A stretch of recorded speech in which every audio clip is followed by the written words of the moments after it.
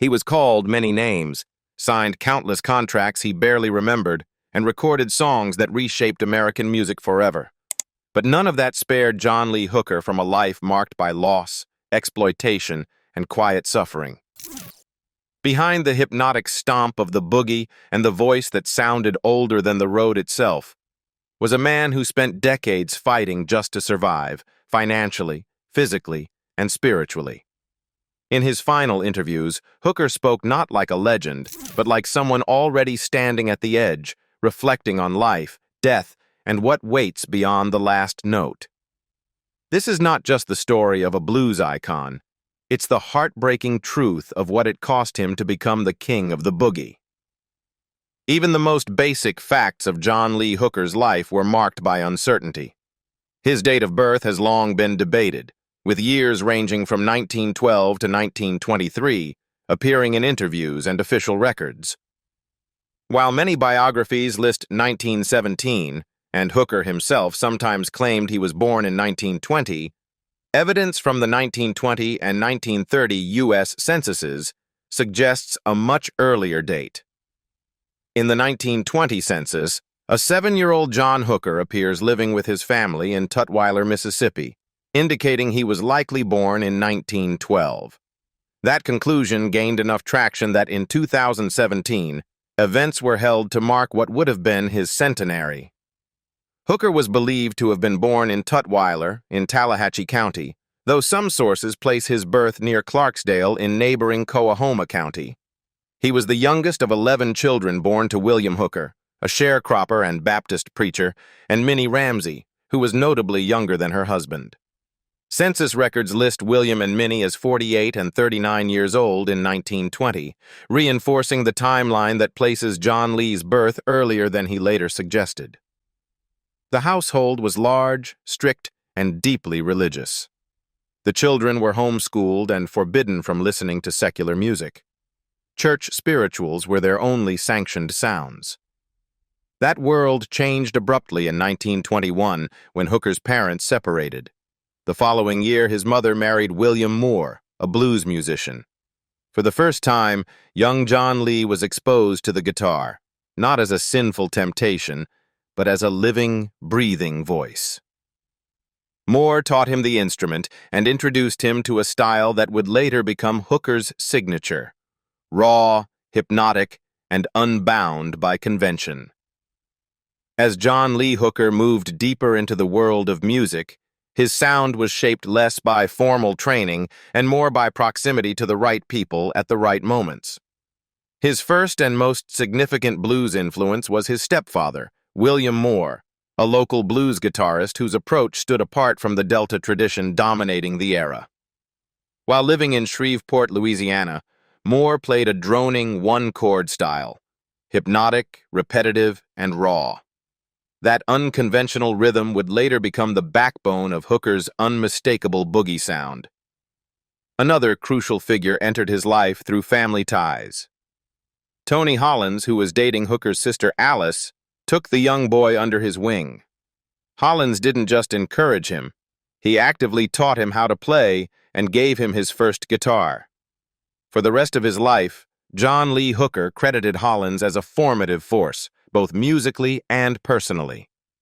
Songs Hollins passed down to him, including early versions of Crawlin' King Snake and Catfish Blues, would echo through Hooker's career for decades, resurfacing again and again in new forms.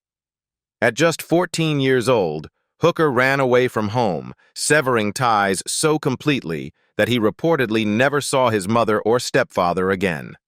By the mid-1930s, he was in Memphis, Tennessee, surviving on factory work and music wherever he could find it. He played along Beale Street, appeared at the New Daisy Theater, and performed at informal house parties, any place willing to listen. The blues wasn't yet a career. It was a way to endure. During World War II, Hooker followed industrial work north, taking factory jobs in several cities before landing at the Ford Motor Company in Detroit in 1943. Detroit would change everything. After long shifts, he immersed himself in the clubs and bars along Hastings Street, the vibrant center of the city's black entertainment scene. Detroit was known for its powerful pianists, not guitarists, and that absence worked in Hooker's favor. His voice, his rhythm, and his relentless groove made him stand out almost immediately. As his reputation grew, Hooker realized his acoustic guitar could no longer compete with the noise of crowded clubs. Seeking volume and presence, he bought his first electric guitar. It was a practical decision, but also a defining one. With electricity behind his one-chord drive and foot-stomping beat, John Lee Hooker's sound began to harden into something new, louder, and impossible to ignore. By the late 1940s, John Lee Hooker was still living a double life. By day, he worked quietly as a janitor in a Detroit steel mill, sweeping floors and keeping his head down. By night, he carried his guitar into cramped clubs and rented rooms, chasing a sound that didn't quite fit anywhere else. In 1948, that hidden life finally broke through when Bernie Besman recorded a simple demo of Hooker in Detroit and sent it west. When Modern Records released the track, everything changed. The song was boogie chillin', raw, hypnotic, and unlike anything on the radio.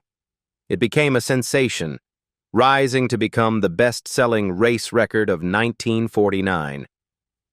Almost overnight, Hooker went from anonymous laborer to a defining voice of post-war blues. Yet fame did not bring security. Hooker could not read or write, but he was endlessly inventive, shaping lyrics from fragments of tradition and his own lived experience.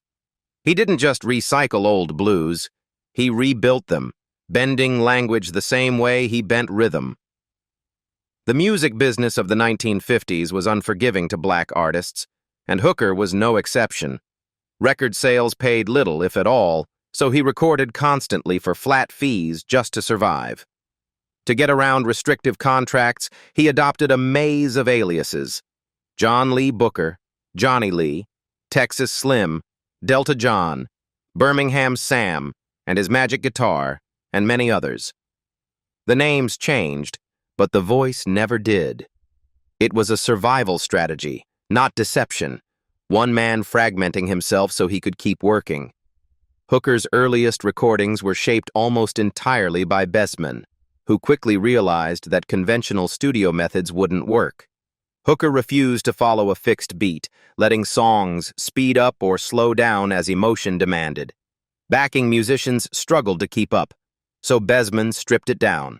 Hooker alone, singing, playing guitar, and stomping his foot on a wooden pallet to mark time. That hollow thump became part of the sound, a heartbeat under the boogie.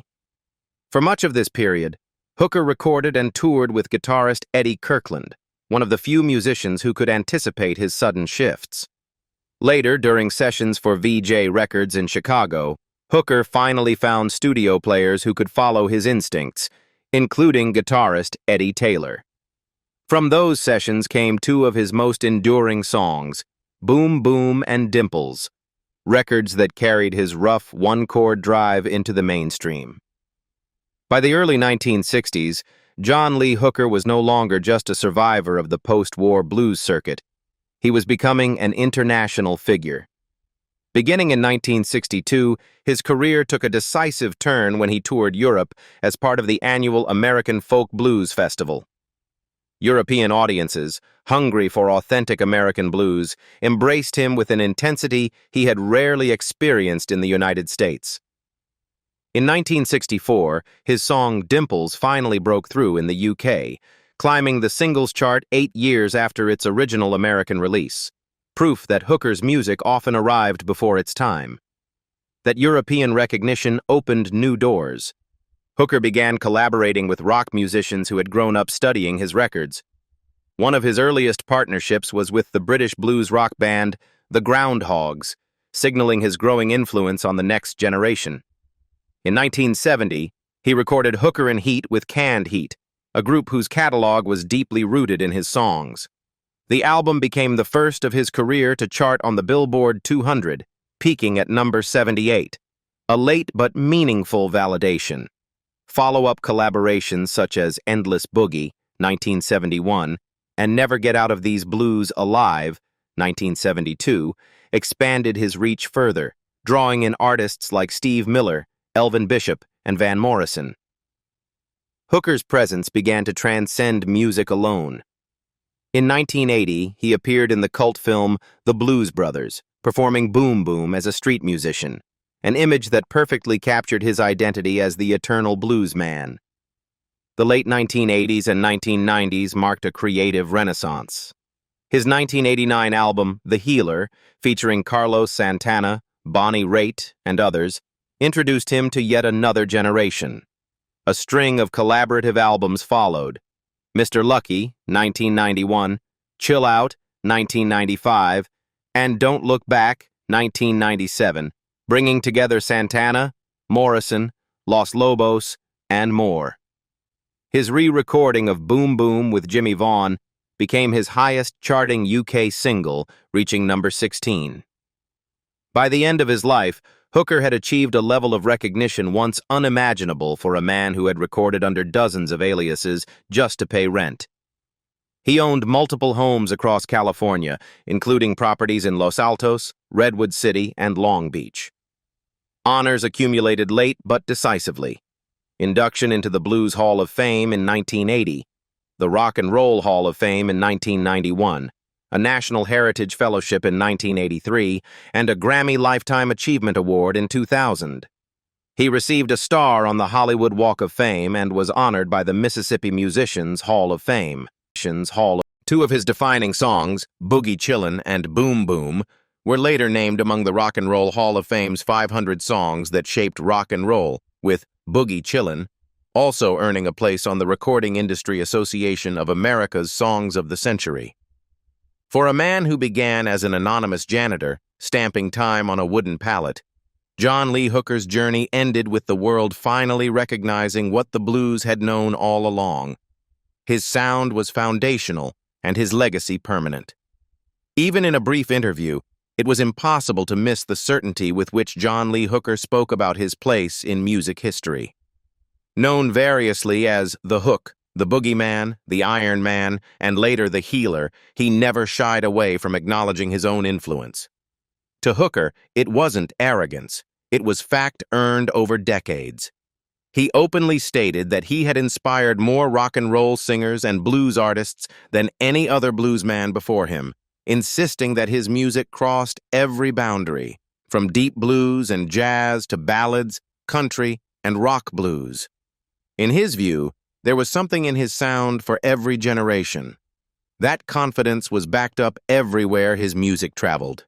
The DNA of Hooker's 1949 breakthrough Boogie Chillin' could be heard in countless boogie-driven bar bands and in the riff-heavy battles of rock musicians who followed. When the British blues boom erupted in the early 1960s, giving rise to bands like The Animals and the Spencer Davis Group, Hooker was already there, a living source, rather than a rediscovered relic. He wasn't revived by the movement. He was part of its foundation. Hooker often reflected on how Boogie Chillin' broke away from traditional blues structures, freeing the music to move in a new direction. He admitted he had no idea the song would become such a phenomenon, though he sensed even then that his rhythm and feel were unlike anything else. What surprised him most was how quickly others copied the style. To Hooker, that imitation was the ultimate proof of impact, and he believed people would still be playing that groove long after he was gone. Unlike many of his contemporaries, Hooker managed to hold on to the money he earned, allowing him to live comfortably on a ranch in California's Bay Area and work only when he chose.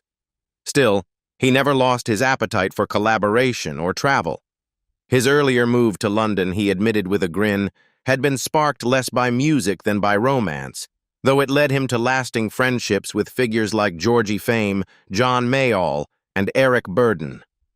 Hooker continued to look forward, even as he honored the past. He spoke warmly of plans to record again with Van Morrison and of his deep affection for Stevie Ray Vaughan, whose death hit him hard. Vaughan, he said, had been a gentleman and an artist on the brink of something even greater. By aligning himself again and again with younger musicians, Hooker ensured his survival in a world that had outlived many of his peers. Appearances in The Blues Brothers, television interviews, and the success of The Healer introduced him to audiences who had never known a world without rock music. Yet to Hooker, the attention felt familiar. He had traveled this road before. For those who encountered John Lee Hooker late in his life, the experience carried a quiet weight. Journalists who met him in the 1990s often spoke less about what he said and more about what it felt like simply to be in his presence. By then, Hooker was already a living monument, someone people felt grateful to have met while they still could. One such encounter came in the early 1990s when Hooker visited a record label during the release of one of his later albums. He moved calmly through the room, shaking hands, smiling softly, speaking very little. There was no performance in the moment, no effort to impress. What struck people most was the contrast between his silence and the enormity of his legacy. This was a man who had been in the music business longer than most of the people in the room had been alive, and yet he carried himself with almost disarming simplicity. Behind that calm exterior lay a brutal history of exploitation. Those who worked in the industry knew the paperwork well. Filing cabinets full of old blues contracts, many signed with nothing more than an X. Hooker, like so many of his peers, had been paid pennies for songs that later shaped entire genres. His response to that system was survival. In the early 1960s, he recorded under countless aliases, signed deals in different states, and re-recorded his own songs whenever he needed quick cash. It wasn't rebellion, it was necessity. He wasn't thinking about copyright law or legacy. He was thinking about rent, food, and the next chance to record. What ultimately drew generations of listeners to Hooker wasn't strategy, though. It was sound. For many fans, the moment of discovery came unexpectedly. Someone raised on punk, metal, electronic music, or rock would hear a Hooker record for the first time and feel something shift. Albums like That's My Story, recorded in a single day with a pickup band, felt radically intimate. Hooker ignored standard song structures. He didn't count bars.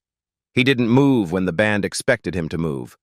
Sometimes he arrived early, sometimes late, sometimes not at all, and the musicians simply had to follow. His voice was the anchor.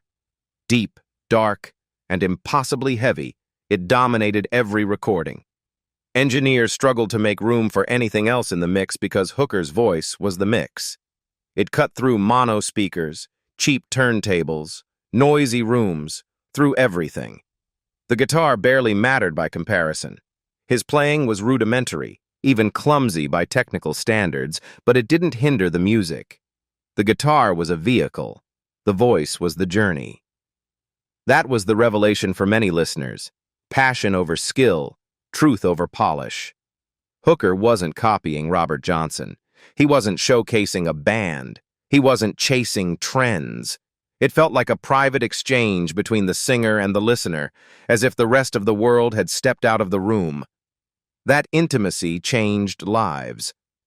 As blues evolved and splintered into rock, folk, and countless hybrid forms, Hooker remained skeptical of what passed for authenticity. He understood influence, but he distrusted imitation without suffering. To him, modern blues often lacked danger, desperation, and risk. The music, he felt, had grown comfortable, too clean, too rehearsed, too safe. Real blues, in his mind, came from lived experience, not fashion or nostalgia. John Lennon once tried to explain the blues by calling it a chair. Not a beautiful one, not ornate or polished, just the first chair you sit on. The metaphor was awkward, but the meaning was clear. Everything else comes later. And in that sense, John Lee Hooker was that chair. The foundation, the place where modern music first sat down and learned how to breathe. Hooker understood the blues not just as a feeling or a form of healing, but as something endlessly adaptable. More than most of his peers, he possessed an almost modern instinct for reinvention. Long before artists like Madonna or David Bowie became symbols of transformation, Hooker was already shedding skins. In the late 1940s and 1950s, he emerged as the boogeyman, powered by the hypnotic drive of boogie chillin'. In the 1960s, he thrived amid the blues boom. In the 1970s, he slipped from the spotlight. Then, improbably, he returned again in the late 1980s as the Iron Man, and later, the Healer, Mr. Lucky, and more, each name tied to a new chapter, a new album, a new audience. By any measure, his output was staggering. Online catalogs list nearly 300 albums under his name. He repeated himself often, and unapologetically. His music was built on elemental phrases. Well, well, well, baby, baby, baby. He revisited Dimples and Boogie Chillin' endlessly, not because he lacked ideas, but because he understood that if you truly own a sound, you ride it. As he once explained, what people called boogie-woogie, he simply updated, stripped of complexity, driven by a straight beat, bass and drums locking in while everyone else followed. When we play a boogie, he said, the whole house gets up. We ride it like a pony. What separated Hooker from imitators was not structure, but force. His voice sounded as if it rose straight out of the soil, dark, charged, almost ritualistic. It could be dangerously sexual, as heard in his work on the Hot Spot with Miles Davis, or brutally cold in his early acoustic recordings. His minimalism created a dialogue between voice and guitar that felt intimate and threatening at the same time. After the mid-1960s, when he became the first Delta bluesman to work with an English rock and R&B band, he increasingly performed in group settings, but the center of gravity never moved. Everything orbited the voice. That voice reshaped popular music. British artists absorbed him first, the Animals, the Yardbirds, the Spencer Davis Group, them with Van Morrison. David Bowie and Pete Townshend openly acknowledged his influence. Later came the Americans, ZZ Top, The Doors, the Allman Brothers, the Jay Giles Band, George Thorogood, Stevie Ray Vaughan, Bob Dylan, Bruce Springsteen, Tom Petty. Listen closely, and you can hear Hooker inside Jimi Hendrix's Voodoo Child, Red House, and Foxy Lady. Hooker knew it too. I have inspired so many rock and roll singers and stars, he said bluntly in 1990. More than any other blues singer. I got music for all ages. I got something for everybody. Recognition came early and late. Boogie Chillin' sold 1 million copies in 1949, but it took decades for the industry to truly reward him. In the late 1980s and early 1990s, he finally enjoyed broad commercial success, and Grammy wins as famous admirers lined up to work with him on The Healer. By then, he was no broken-down relic. He owned substantial property in the San Francisco area, and unlike many of his peers, had learned to protect his royalties. Hooker died in June 2001, having spent his final Saturday night doing what he always did, on stage. What he left behind was not chaos, but control. A carefully managed estate, the John Lee Hooker Family Limited Partnership, and a final musical statement. Face to Face, recorded in his last year and released in 2003, featured an extraordinary cast: Van Morrison, Elvin Bishop, Dickie Betts, Johnny Winter, Roy Rogers, George Thorogood, Jack Cassidy, Johnny Johnson, and others. With liner notes by his daughter Zakia, the album captured Hooker still riding the groove, still finding menace and meaning in classics like It Serves Me Right to Suffer, Mean, Mean World, Dimples, and Boogie Chillin'. Behind the towering legacy of John Lee Hooker was a private emotional life shaped by distance, contradiction, and unresolved ties. Hooker was a devoted artist, but an elusive father, constantly touring, recording, and reinventing himself to survive an industry that had exploited him for decades. Relationships came and went, and family life often existed on the margins of his musical mission. Those closest to him later described a man who expressed love more easily through music than through presence, leaving emotional gaps that never fully closed. That distance weighed heavily on his children, especially John Lee Hooker Jr., born in Detroit in 1952. Raised in the orbit of a legend, Hooker Jr. was exposed early to both the magic and the chaos of the blues world. By age 8, he was already performing on radio. As a teenager, he toured with his father. Yet admiration coexisted with abandonment. The pressure of carrying the Hooker name, without the stability of consistent guidance, pushed him into years of drug and alcohol addiction. His struggles led to repeated incarcerations, experiences he later described as both destructive and formative. In the 2000s, Hooker Jr. fought his way back.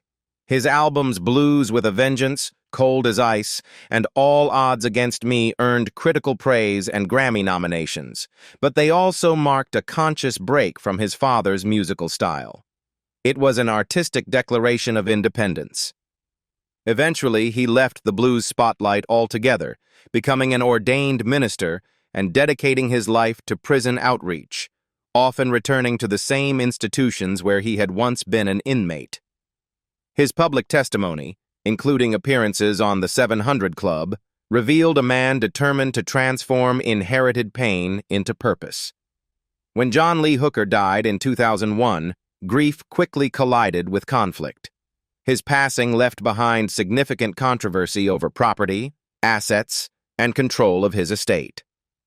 Multiple homes, royalties, and long-standing contractual entanglements raised difficult questions about who benefited from his success and who did not. For Hooker Jr., the aftermath was not simply a legal matter, but an emotional reckoning. The unresolved issues of inheritance mirrored deeper wounds: recognition long delayed, affection inconsistently shown, and a legacy that felt both empowering and burdensome. In the end, the tragedy of John Lee Hooker was not confined to the hardships of his early life or the exploitation he endured in the music business. It lived on in the fractures left behind, between art and family, fame and responsibility. His son's journey from addiction to ministry stands as a living response to that legacy, not a rejection of the blues, but an attempt to heal what the music alone could not. So what do you think? Was Hooker's life more a story of victory or of a price that was simply too high to pay for greatness? Share your thoughts in the comments below. And if you want more deep human stories like the tragedy of blues legend, John Lee Hooker is truly heartbreaking, don't forget to like the video, subscribe to the channel, and turn on notifications so you never miss what comes next.